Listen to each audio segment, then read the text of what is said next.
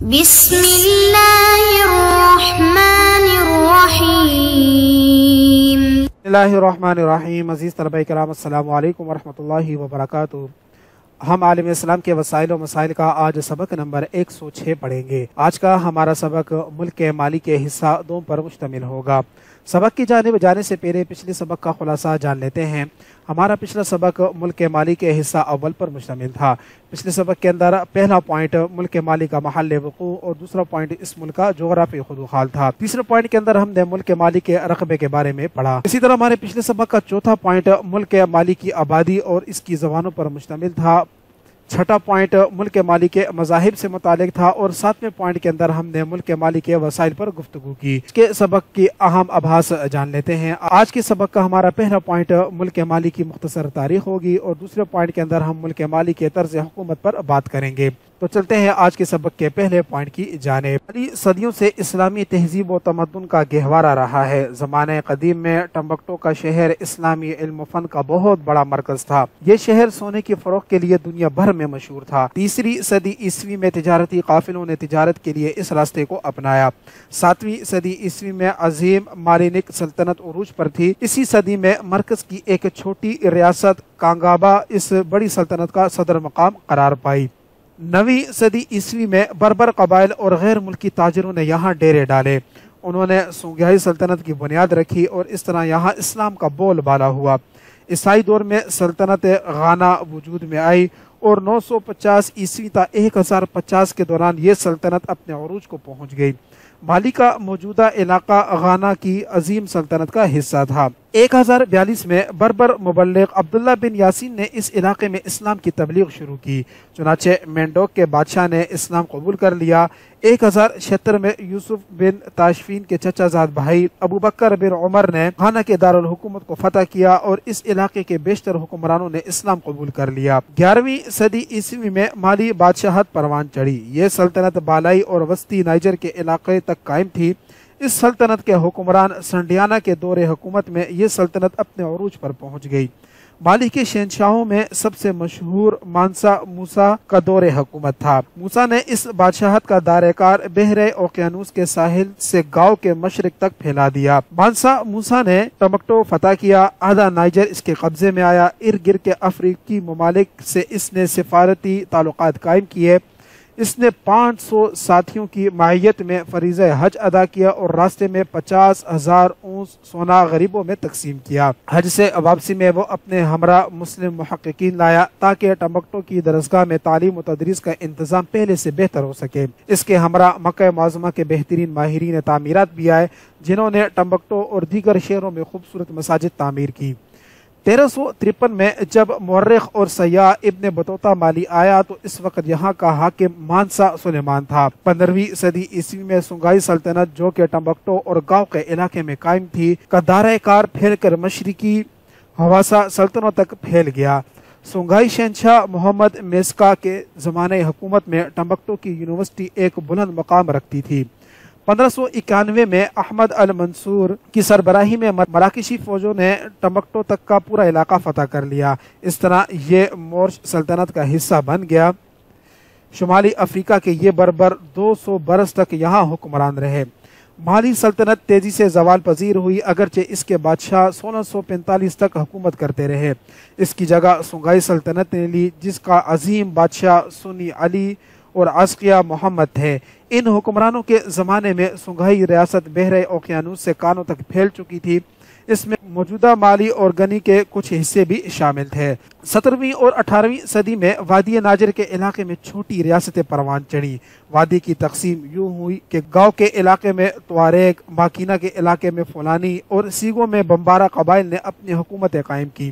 19ویں صدی کے شروع میں فولانی مبلغ عثمان وان فودیو کی تبلیغ و اصلاح کا اس علاقے پر گہرا اثر پڑا، اور لوگوں کی بڑی تعداد مسلمان ہو گئی۔ اسی صدی کے وسط میں یورپی اقوام نے ادھر کا رخ کیا۔ یورپی اقوام میں فرانسیسی سب سے آگے تھے۔ انہوں نے یہاں اپنی حکمرانی قائم کرنے کی کوشش کی۔ مذہبی رہنماؤں الحاج عمر اور ساموری تورے نے فرانسیسیوں کے خلاف جد و جہد کا آغاز کیا۔ الحاج عمر نے اپنی سلطنت کو ٹمبکٹو سے نائجر اور سینیگال تک وسیع کر لیا۔ 1893 میں الحاج عمر کے بیٹے اور جانشین احمد کودو کو فرانس نے شکست دی اور یوں مالی کا علاقہ فرانسیسیوں کے زیر تسلط آ گیا۔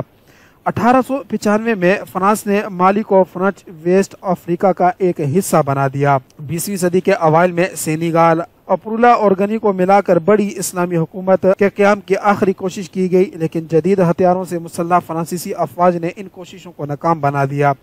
10 اکتوبر 1902 کو سینی، گیمبیا اینڈ نائجر کالونی کی بنیاد رکھی گئی تو مالی اس کالونی کا حصہ بن کر فرانسیسی مقبوضات میں شامل کر دیا گیا۔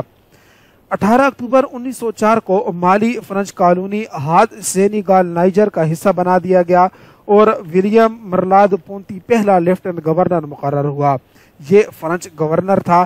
1908 میں باماکو کو فرنچ سوڈان کا دارالحکومت بنا دیا گیا۔ 4 دسمبر 1920 کو اسے فرنچ سوڈان کا نام دے کر فرنچ ویسٹ افریقہ کا آئینی علاقہ قرار دے دیا گیا اور مارسیل آچیلے آلویر فرانسیسی لیفٹیننٹ گورنر بنا۔ 1945 میں دوسری جنگ عظیم کے خاتمے تک مالی میں افریقیوں کی سیاسی سرگرمیوں پر مکمل پابندی تھی۔ 27 اکتوبر 1946 کو اسے فرانس کا سمندر پار علاقہ قرار دے کر فرنچ یونین میں شامل کر لیا گیا۔ علاقائی اسمبلی قائم کر کے ایڈمنڈ لودیا کو گورنر مقرر کیا گیا۔ اس کے ساتھ ہی مالی میں آزادی کی تحریک پہلے سے بہتر انداز میں آگے بڑھی۔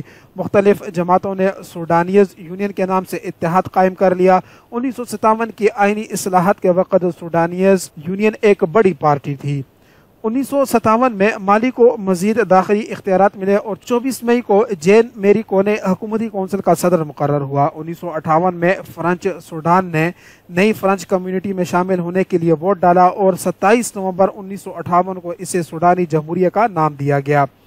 جین چارلز سیکورانی پہلا ہائی کمشنر اور جین میری کونے عبوری حکومت کا صدر مقرر ہوا۔ 17 جنوری 1959 کو یہ فیڈریشن آف مالی کی تشکیل کے لیے سینیگال کے ساتھ متحد ہوا۔ چنانچہ 4 اپریل 1959 کو مالی فیڈریشن کا باقاعدہ قیام عمل میں آیا۔ 15 اپریل کو مودیبو کیتا پہلے وزیر اعظم بنے۔ 20 جنوری 1960 کو فرانس نے مالی فیڈریشن کی آزادی تسلیم کر لی۔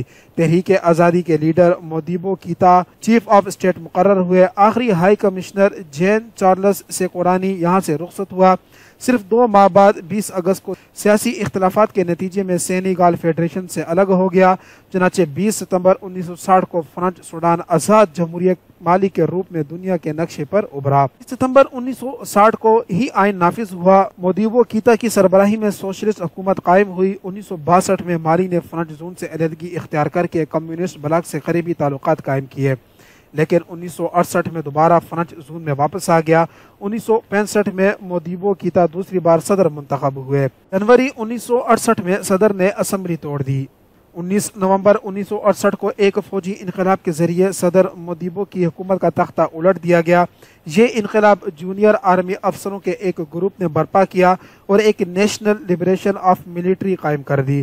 لیفٹیننٹ کرنل موسیٰ تراورے نے اقتدار سنبھال لیا۔ آئین معطل کر کے تمام سیاسی سرگرمیوں پر پابندی عائد کر دی گئی۔ کیپٹن یوروڈیا کائٹ کو وزیر اعظم مقرر کر دیا گیا۔ اگست 1969 میں سابق صدر مودیبو کے حامیوں نے فوجی حکومت کا تختہ الٹنے کی ناکام کوشش کی، جس کی وجہ سے نئے آئین کی تدوین کا کام رک گیا۔ 19 ستمبر 1969 کو جنرل موسیٰ تراورے نے سربراہ مملکت کا عہدہ سنبھالا۔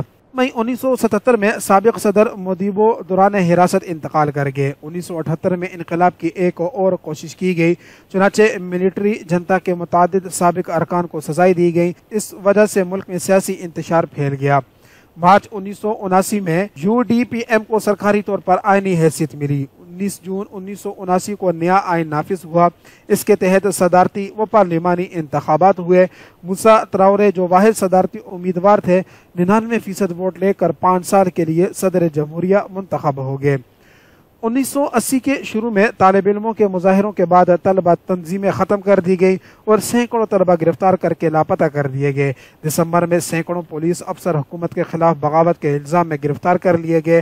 ستمبر 1981 میں ایک آئینی ترمیم کے بعد صدر کے عہدے کی میعاد بڑھا کر 6 سال اور اسمبلی کی مدت کم کر کے 3 سال کر دی گئی۔ جون 1985 میں موسیٰ تراورے 99.9% ووٹ لے کر دوبارہ 6 سال کے لیے صدر منتخب ہو گئے۔ 25 تا 29 دسمبر تک مالی اور برکینا فاسو کے مابین معدنیات سے مالا مال ایک سرحدی پٹے کے تنازع پر شدید سرحدی جھڑپیں ہوئیں۔ جون 1986 میں صدر نے وزیر اعظم کا عہدہ بحال کر دیا۔ اس کے علاوہ صدر موسیٰ نے وزیر دفاع کا عہدہ اپنے قریبی ساتھی جنرل سیکولائی کے حوالے کر دیا۔ مئی 1988 میں افریقی اتحاد کی تنظیم کی 25 سالہ سلور جوبلی منائی گئی۔ اس میں صدر موسیٰ کو 1988-89 کے لیے اس تنظیم کا چیئرمین چنا گیا۔ جون 1988 میں قومی اسمبلی کے انتخابات ہوئے۔ اس کے ساتھ ہی وزیر اعظم کا عہدہ ایک بار پھر ختم کر دیا گیا۔ 91 میں دارالحکومت جمہوریت کی بحالی کے لیے خون ریز مظاہروں کا سلسلہ شروع ہوا، جنہیں سیکورٹی فورسز نے سختی سے دبانا چاہا، لیکن 3 دن کے اندر ان مظاہروں میں 106 افراد ہلاک ہو گئے۔ 26 مارچ 1991 کو فوج نے اعلان کیا کہ صدر موسیٰ تراورے کو گرفتار کر لیا گیا ہے۔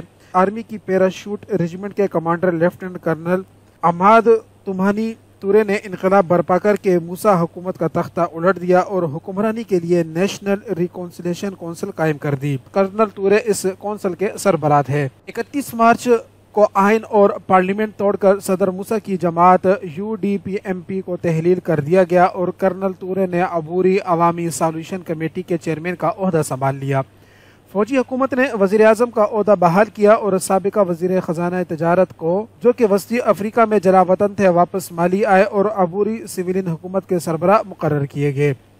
جنوری 1992 میں عوامی ریفرینڈم کے بعد نیا آئین نافذ ہوا، جس کے تحت کثیر جماعت نظام قائم کیا گیا۔ 23 سالہ فوجی اور 12 سالہ یک جماعتی حکمرانی کے بعد جون میں مالی کے پہلے آزادانہ و کثیر جماعتی صدارتی انتخابات منعقد ہوئے۔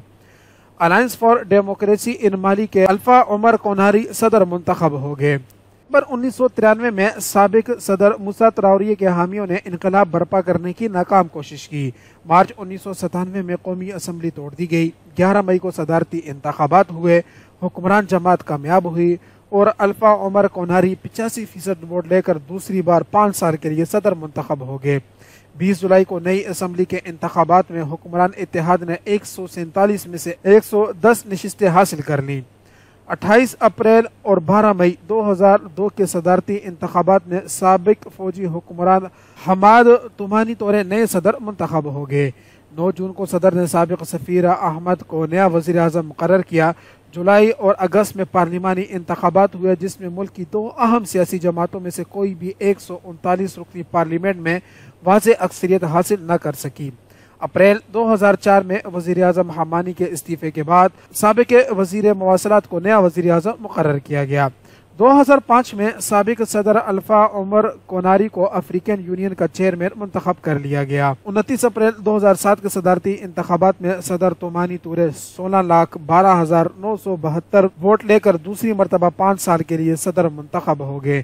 ان کے مد مقابل سابق وزیر اعظم سمیت 7 امیدوار تھے۔ عزیز طلبہ کرام، اس طرح ہمارے سبق کا یہ پہلا پوائنٹ مکمل ہوا، جس کے اندر ہم نے ملک کے مالی کی مختصر تاریخ کا جائزہ لیا۔ چلتے ہیں اگلے سب پوائنٹ کی جانب، جس کے اندر ہم ملک کے مالی کے طرز حکومت کے بارے میں بات کریں گے۔ جمہوریہ مالی کا موجودہ آئین 12 جنوری 1992 کو قومی ریفرینڈم کے نتیجے میں نافذ ہوا، جس کے تحت تیسری جمہوریہ کا آغاز ہوا۔ آئین کے تحت مالی ایک کثیر جماعتی سیکولر اور جمہوری ریاست ہے۔ صدر ریاست کا سربراہ مملکت تمام انتظامی اختیارات کا مالک اور مسلح افواج کا سپریم کمانڈر ان چیف ہے۔ صدر براہ راست عوامی ووٹوں سے 5 سال کے لیے منتخب ہوتا ہے۔ حکومت کا سربراہ وزیر اعظم ہے، جسے صدر نامزد کرتا ہے۔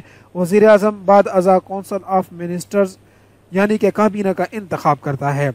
قانون سازی کا اختیار ایک ایوانی پارلیمنٹ کو حاصل ہے اور اس کے 139 ارکان 5 سال کے لیے عوامی ووٹوں سے منتخب ہوتے ہیں۔